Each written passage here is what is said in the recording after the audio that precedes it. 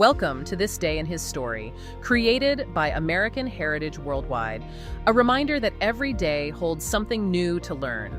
Did you know that 1 in 10 people are left-handed?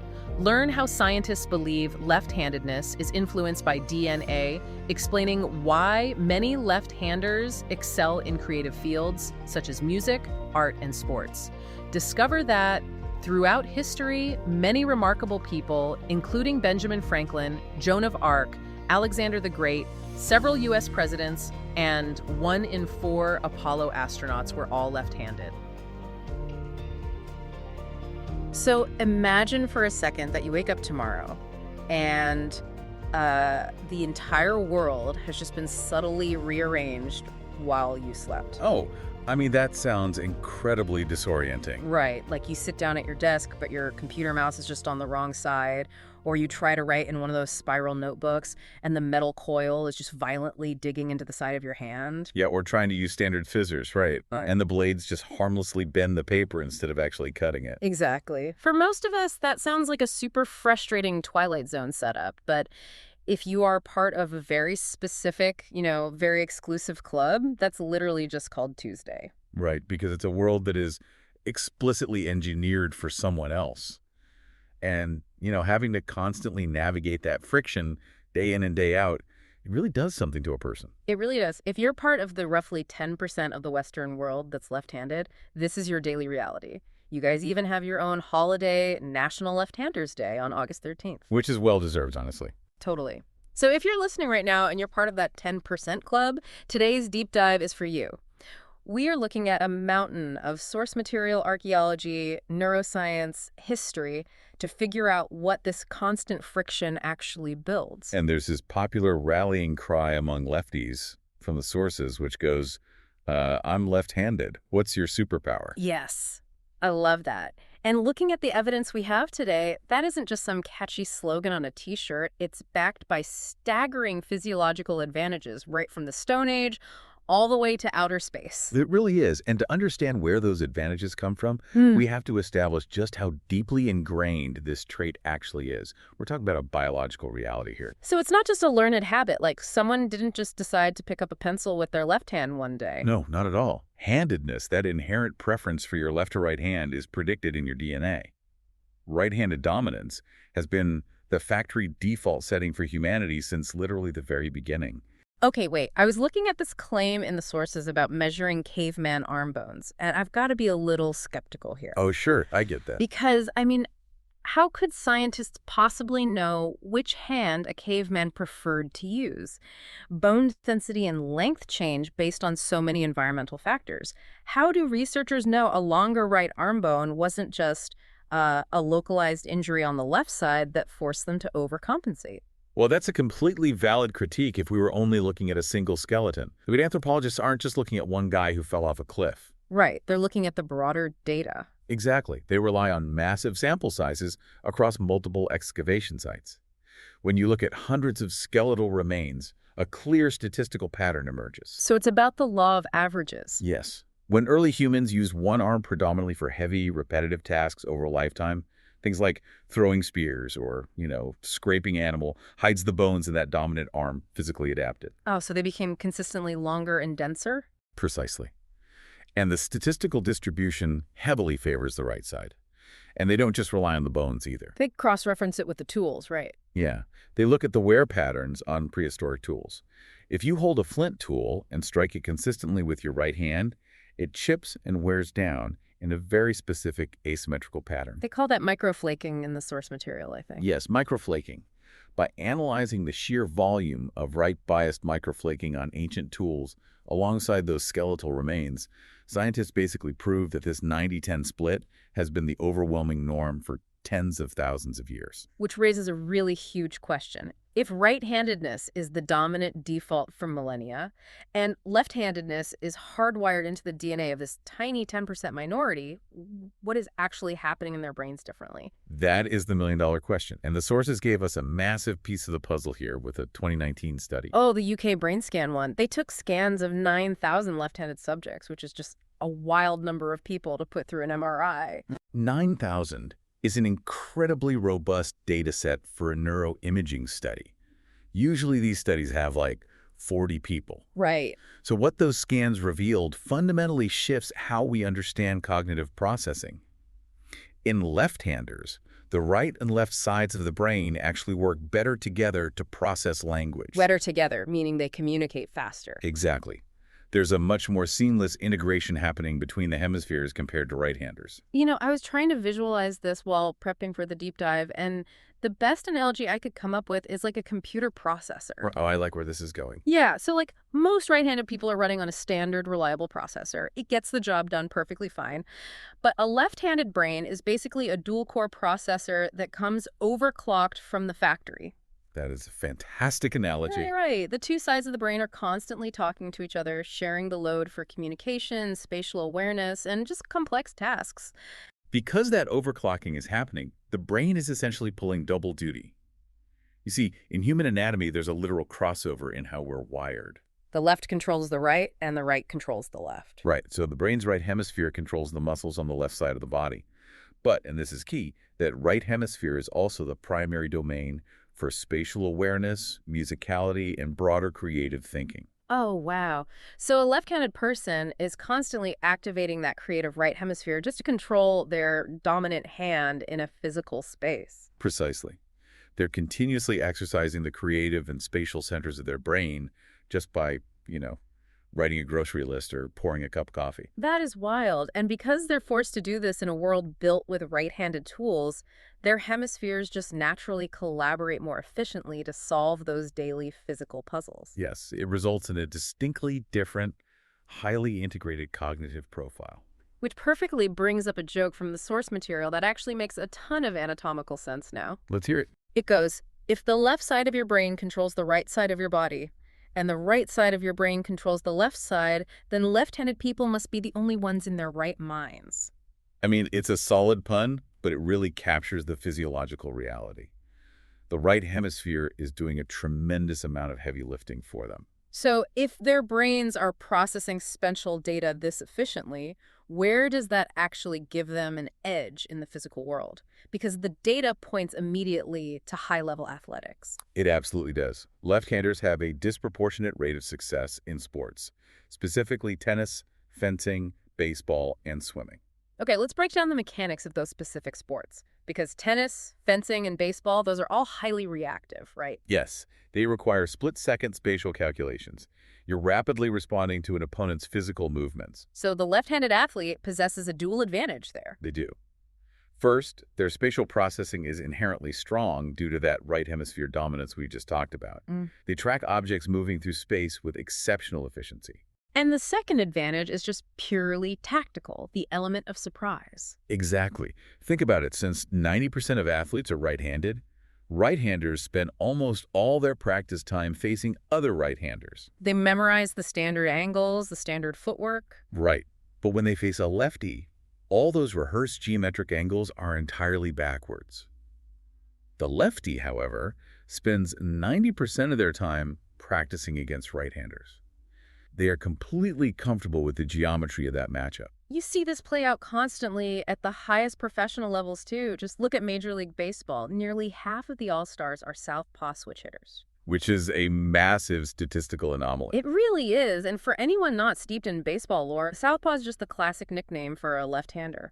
But think about the math on that. Almost 50% of the All-Stars are coming from a group that makes up only 10% of the general population. It's staggering. And in baseball, a left-handed batter's swing naturally pulls their momentum toward first base, too. Oh, right. So it puts them a full step closer to beating out a throw. So it's a structural advantage built right on top of a neurological one. Exactly. But the advantages of being left-handed aren't just limited to swinging a bat or lunging with a fencing foil. The data reveals some deeply unexpected physiological traits. Like the underwater thing. Yes, the underwater vision. That stat genuinely stopped me in my tracks. Lefties can just process blurred underwater environments faster. It sounds like a literal comic book superpower. I dug through the sources looking for the mechanism behind this. Did researchers actually figure out why this happens? Well, neuroscientists don't have a definitive, universally agreed upon consensus on the exact mechanism for this just yet. So it's still a bit of a mystery. It remains one of the fascinating quirks of lateralization.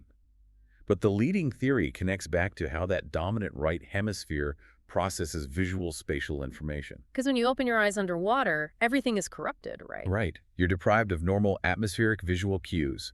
Light refracts differently, your depth perception is completely skewed. So the theory is that the highly integrated left-handed brain is just simply faster at recalibrating and making sense of that corrupted visual data. Precisely.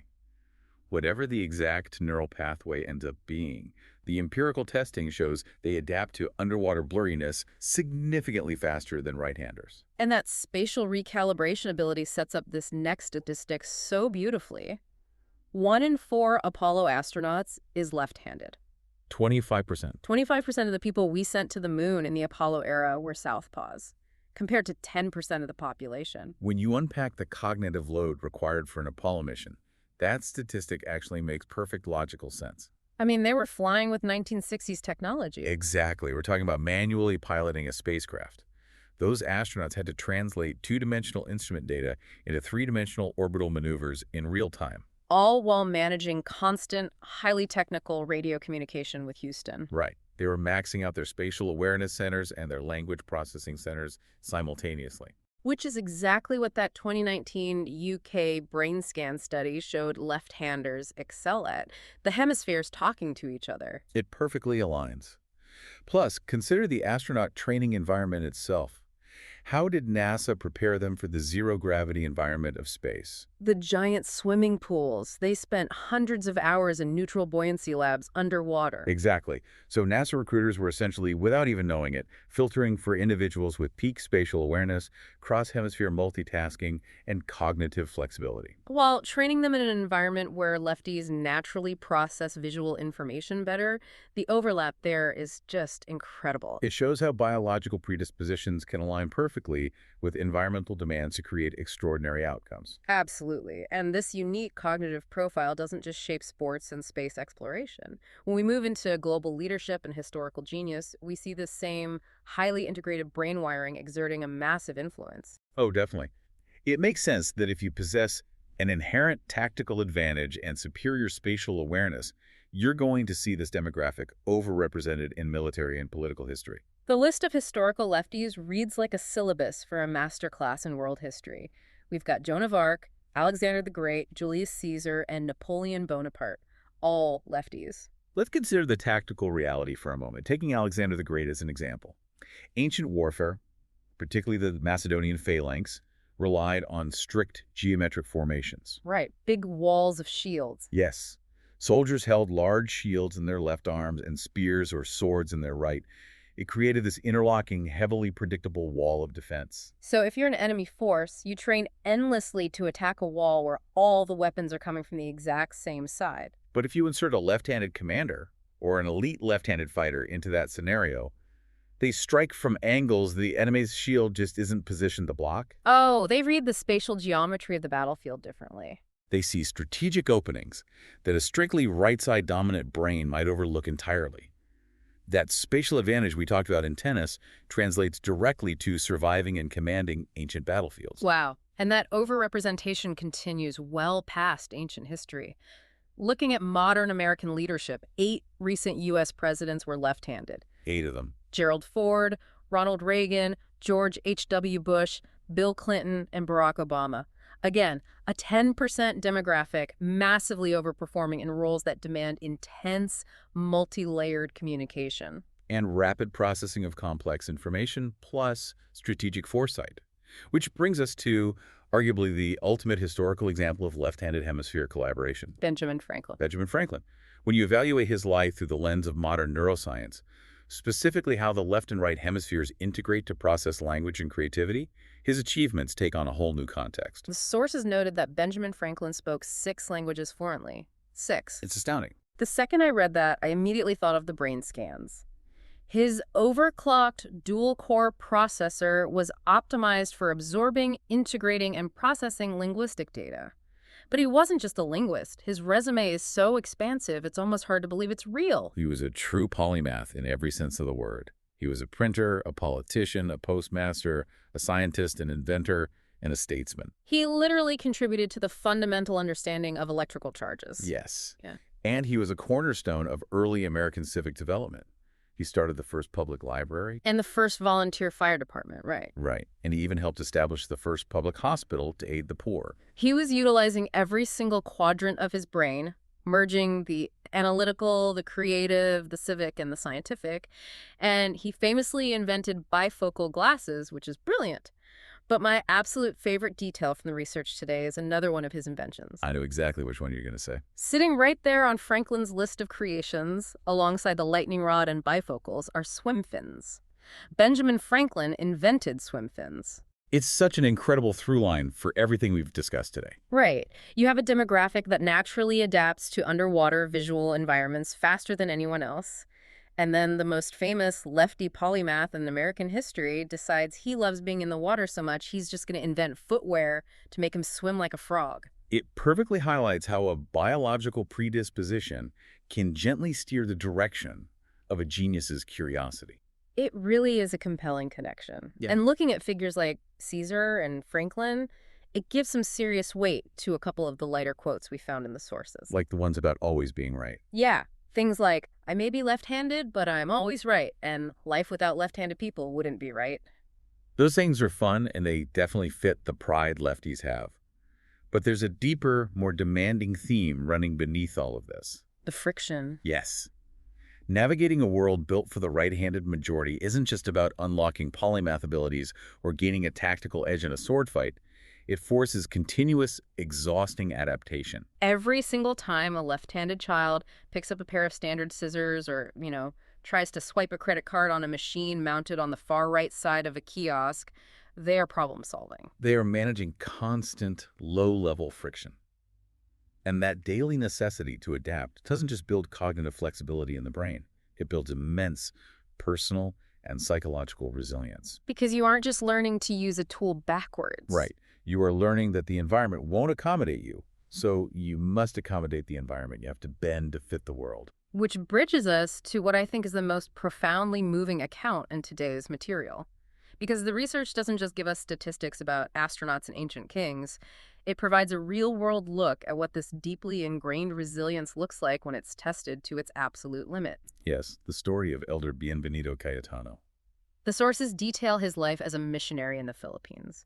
And he was naturally left-handed, but tragically he lost his entire right arm in a devastating earthquake. His story is a profound demonstration of adaptation. Let's just pause and really consider the psychological weight of that for a second.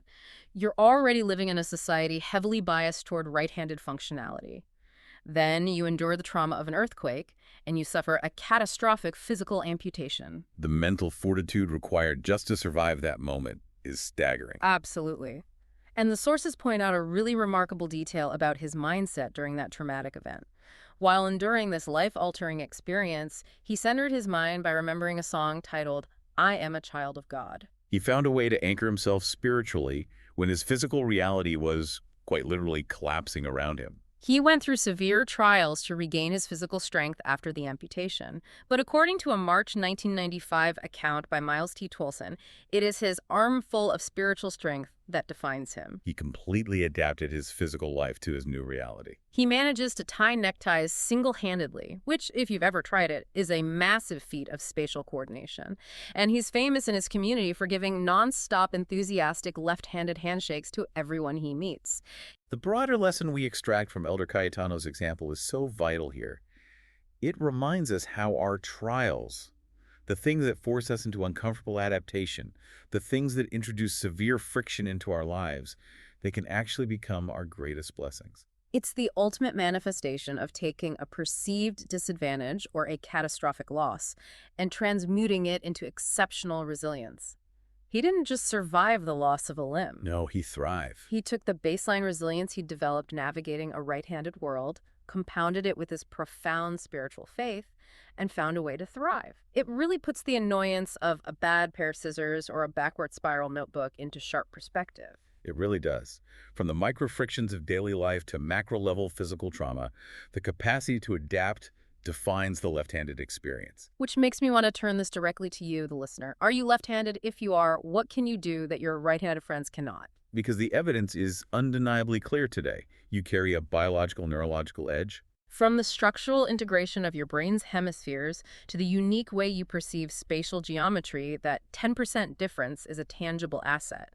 We have covered an incredible amount of ground today. We really have. We started by looking at the microflaking on Stone Age tools and the bone density of ancient hunters, proving that right-handers have been the majority since the dawn of humanity. Then we examined the DNA and the 2019 neuroimaging of 9,000 subjects, revealing the left-handed brain as an overclocked processor that seamlessly integrates language, spatial awareness, and creative problem-solving. We traced how that specific neurological wiring translates to real-world dominance. We saw it in sports, from major league switch hitters to fencers. And in the Apollo space program, where 25% of those lunar pioneers were southpaws, utilizing their unique spatial tracking and underwater visual adaptation. We tracked it through military history with the tactical advantages of Alexander the Great, right up through modern politics with 8 recent U.S. presidents.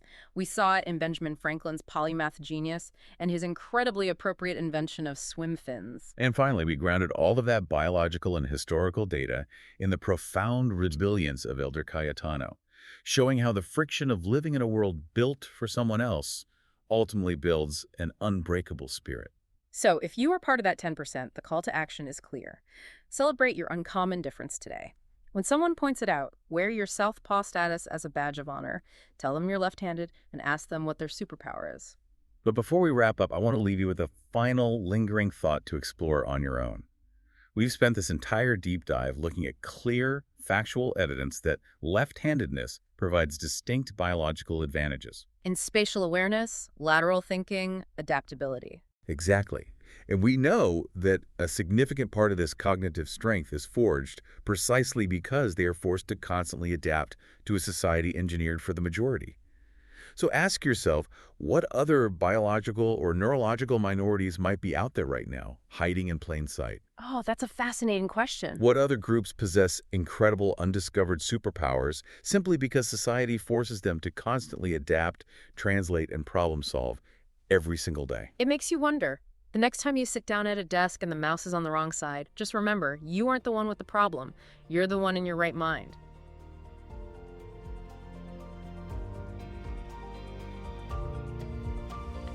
Thank you for joining us for this day in His story. May the lessons of yesterday inspire you to see God's hand today and to play your part in His story now. For more faith-based learning, visit ahsworldwide.org, the homeschool for faith and family.